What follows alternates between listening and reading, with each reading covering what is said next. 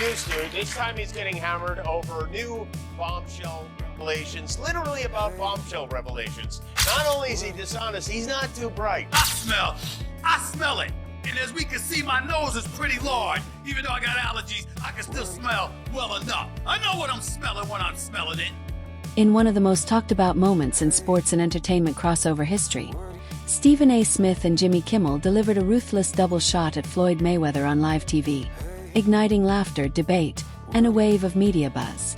The moment blended ESPN's raw sports commentary with Kimmel's sharp late-night satire, unfolding amid rising controversy over Mayweather's alleged crypto scams, shady real estate ventures, and mounting debts. Smith took aim during a fiery ESPN segment, questioning Mayweather's legacy and financial choices, while Kimmel followed with savage parody and pointed jokes. Together, they didn't just entertain, they exposed the cracks in Mayweather's once untouchable empire. So was this just...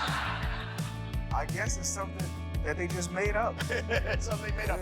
You think they're going to paint over that when it goes as everyone seems to think it's going to go? I'm pretty sure. Yeah. You should buy that gym from him and knock it down with a wrecking ball. We can do that. That would be something you can do. You get attention to me. How much money could you reasonably walk out of this fight with? 350 million. $350 million. Yes. Wow. I know you love money, right? I mean, Let's go. yeah. Jimmy Kimmel's direct and provocative questioning heightened the spotlight on Floyd Mayweather, revealing cracks beneath his flashy lifestyle. As troubling financial issues surfaced, analysts warned that reckless spending, poor investments, and a lack of steady income could threaten even immense wealth. In Mayweather's case, those warnings seemed to be coming true, not as theory, but as a real-time unraveling of his financial stability. I bought myself on my contract for $750,000, and in just 3 fights, I made $750 million. So would you say that was maybe the biggest point in your career? Was I think because you had the talent, you had all of that. I think the best thing about my career was I'm my own boss. That I wanted to do what I wanted to do. I rolled the dice, and to become great at whatever you want to do, you got to roll the dice and take a chance on yourself. Jimmy Kimmel, known for his sharp wit and satirical commentary, has a history of poking fun at Floyd Mayweather's public image. One of the most memorable moments came during the build-up to the highly anticipated Mayweather vs. Pacquiao fight in 2015. On an April episode of Jimmy Kimmel Live, Manny Pacquiao appeared as a guest, and Kimmel jokingly expressed his desire to join Pacquiao's entourage as his version of Justin Bieber, who was famously part of Mayweather's own entourage. Pacquiao agreed, setting the stage for a hilarious and headline-grabbing stunt. On fight night at the MGM Grand Garden Arena in Las Vegas, Kimmel kept his word. He accompanied Pacquiao to the ring wearing a Run DMC-inspired outfit, complete with a black fedora, oversized gold chains, and a Pac-Man t-shirt. The shirt depicted the Pac-Man character humorously devouring tiny images of Mayweather's head instead of the usual dots. Kimmel's appearance not only delighted fans but also added an unexpected layer of satire to one of the most hyped boxing events in history. Kimmel continued his provocative antics in a 2017 interview with Mayweather on Jimmy Kimmel Live. During the conversation, Kimmel stunned both the audience and Mayweather by asking whether the boxer would make love to Conor McGregor, referring to his upcoming bout with the Irish UFC star. The bizarre question left Mayweather visibly puzzled and quickly went viral, showcasing Kimmel's knack for mixing humor with uncomfortable truths. Despite the jabs and jokes, Mayweather's financial achievements are undeniable. Over his storied career, he has reportedly earned over $1.1 billion, with $300 million from his 2017 fight against McGregor and $250 million from the 2015 Pacquiao clash.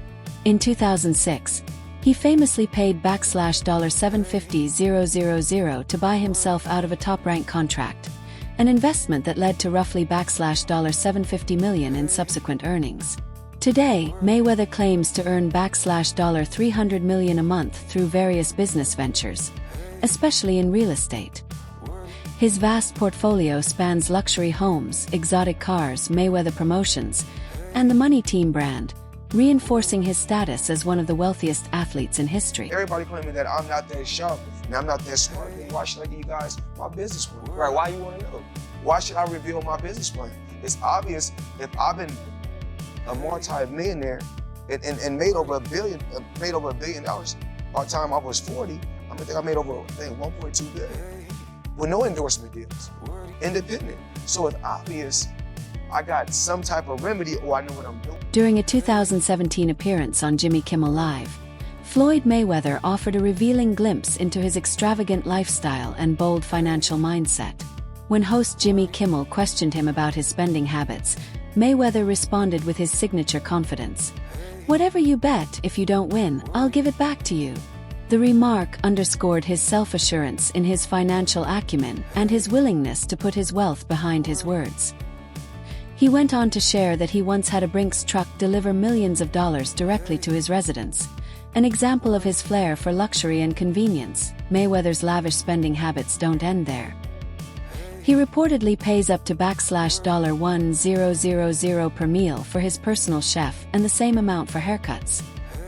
His collection of high-end vehicles includes a rare $4.7 million Koenigsegg CCXR Trevita, one of only two in existence.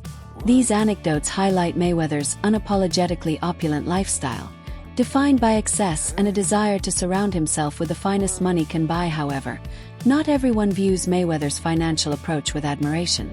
ESPN analyst Stephen A.Smith has been one of his most vocal critics, particularly targeting Mayweather's extravagant spending and what Smith describes as questionable investment choices.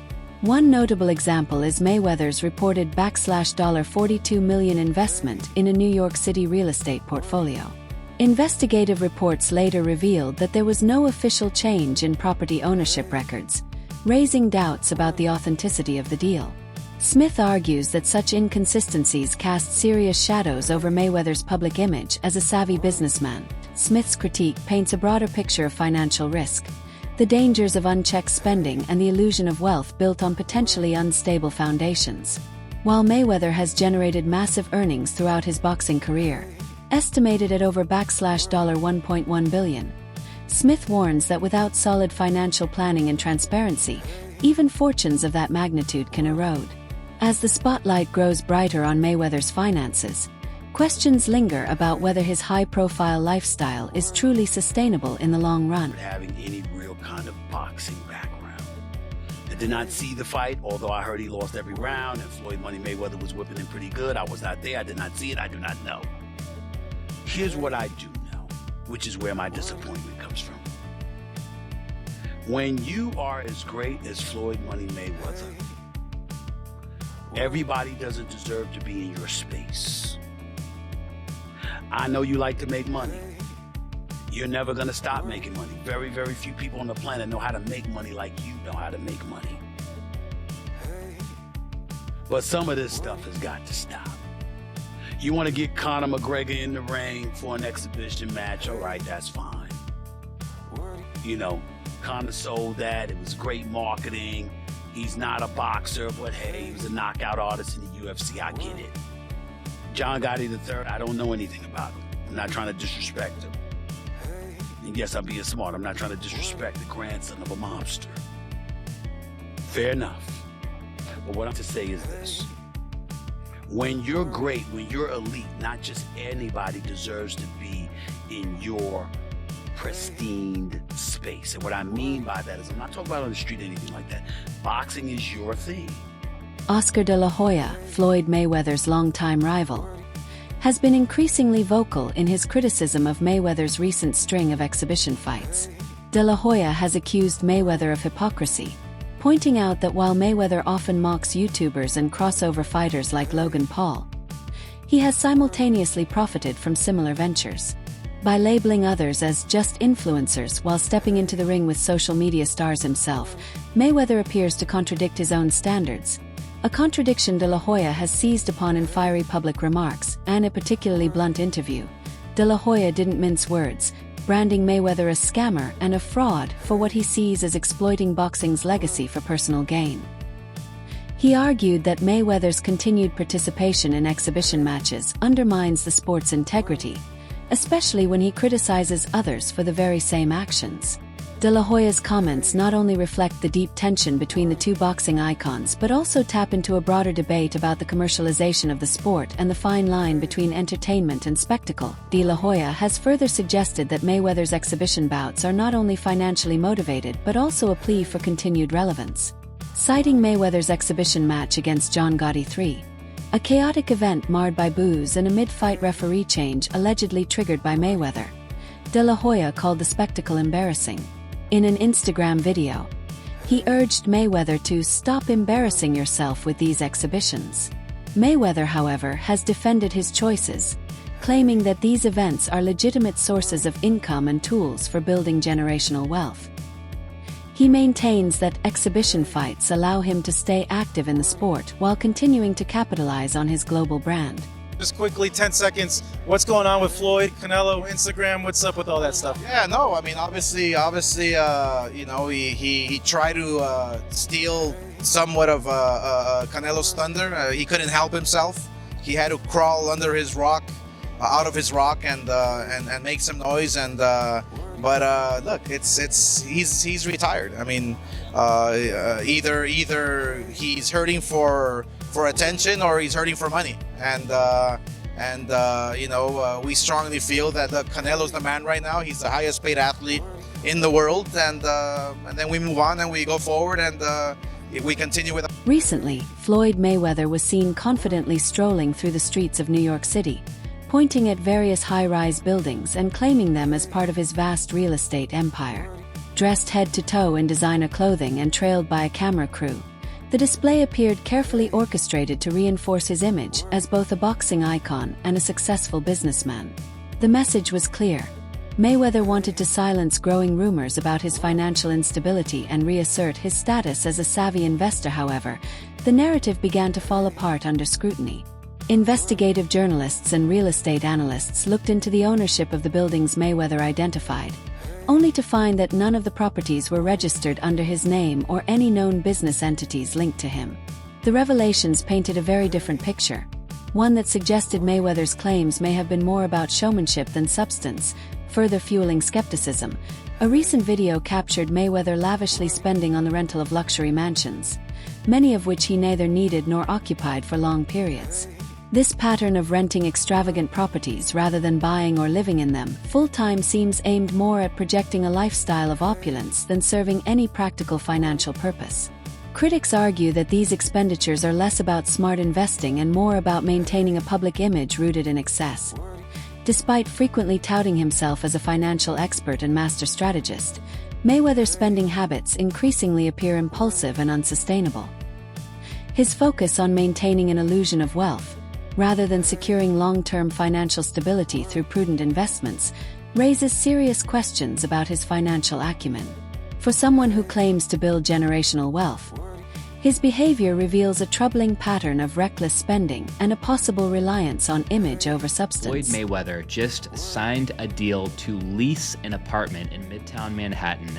He's going to be paying $100,000 per month for this place. Here's the apartment, you guys. It's got 5 bedrooms, 7 bathrooms, 4,000 square feet, and the place is pretty epic, I'm not gonna lie. The description says that this is a double unit and it is a corner unit, so you got a ton of natural light in here. Do you think this place is worth $100,000 per month? Why would Floyd spend $100,000 a month on this apartment? If I had to guess, it would be a combination of owning something is just kind of a liability. Plus, I'm pretty sure whenever you rent a place versus buy a place for business purposes, you're able to write off more of that lease payment. So if I had to guess, that $100,000 per month is going to be a pretty big write-off for him based on how he plans to use this place. Mayweather Jr. recently addressed growing rumors suggesting that his reported $42 million real estate investment in New York City had triggered financial troubles. In response, Mayweather asserted that he had independently acquired 62 buildings in Manhattan, boldly stating, "I use my own money and no one else is in on this." His comments were intended to reinforce his image as a self-made, financially savvy investor. However, the legitimacy of this claim has since come under scrutiny. According to an investigation by Business Insider, public property records in New York City do not reflect any recent transfers of ownership corresponding to the buildings Mayweather claims to own. Real estate experts speculate that, contrary to Mayweather's claims of full ownership, he may have acquired only a minority stake in a larger investment deal, possibly with options for future expansion. Further casting doubt, the NYC Housing Partnership, a non-profit involved in several of the cited properties, stated they had not been notified of any sales or impending ownership changes involving Mayweather or his affiliates. Despite the skepticism surrounding his real estate claims, Mayweather continues to emphasize the importance of financial independence through learning and mentorship. In a candid conversation with rapper Snoop Dogg, he shared his proactive mindset toward wealth building. Reflecting on visits with billionaire friends, Mayweather recalled admiring their luxury assets, but not simply for enjoyment. He explained, "It's cool to ride on your yacht, but I need a yacht like this. You can't be my friend if you can't show me how to get it." His comment highlighted a key philosophy. Financial success should come with the knowledge to replicate it. Mayweather's approach underscores the value of surrounding oneself with successful individuals who are not only wealthy but also willing to share their strategies. His emphasis on mentorship and knowledge transfer reflects a strategic mindset focused on creating sustainable, generational wealth, moving beyond flashy displays toward long-term financial legacy. I got around my billionaire buddies, I was more like, it's cool to come over your house, but I need a house like this. Yeah. It's cool to ride on your yacht, but I need a yacht like this. It's cool to ride on your jet, but I want a jet like this. And I've said, no, I don't want to ride on yours. You show me how to get it. You can't be my friend if you can't show me how to get it. Because once they show me how to get it, then I can install it in my children. Then it trickles down. It's a bloodline. Yes. So it's about wealth. You know, I'm no longer rich, I'm wealthy. So, you know, when I sit down with my billionaire buddies, I don't sit down with them and say, you know what? Oh, I want to get on your yacht. Oh, I want to get on your plane. No, that ain't what I did. Oh, I like your house. Nuh-uh. You know what I say? Listen, show me the way. I'm gonna do the same thing that you're doing. So if you say that you want to, you keep calling me over here because I'm cool, because I'm fly. You like my swag, you like everything about me, right? Yeah. You do it. I need to invest the same thing you invest in. If not, then we don't need to be. We ain't really friends. Floyd Mayweather's legacy has been tarnished not only by financial controversies, but also by serious legal disputes involving allegations of abuse. In 2014, his ex-fiancée Chantel Jackson filed a lawsuit accusing him of battery, defamation, and invasion of privacy. She claimed Mayweather posted a sonogram of their aborted twins online and threatened to release intimate photos unless she removed an image of herself with rapper Nelly, causing her severe emotional distress. Earlier in 2010, Josie Harris, the mother of 3 of Mayweather's children, accused him of physically assaulting her in front of their kids. She alleged he punched and kicked her, leaving visible injuries. Mayweather later pleaded guilty to reduced charges of battery and harassment, serving 2 months in jail. These incidents have cast a long shadow over his public image and career achievements. You get your money from the paper. What does he have to do with your money? And so somebody put a little bird in my ear and said this was the beginning of the lawsuit. Okay?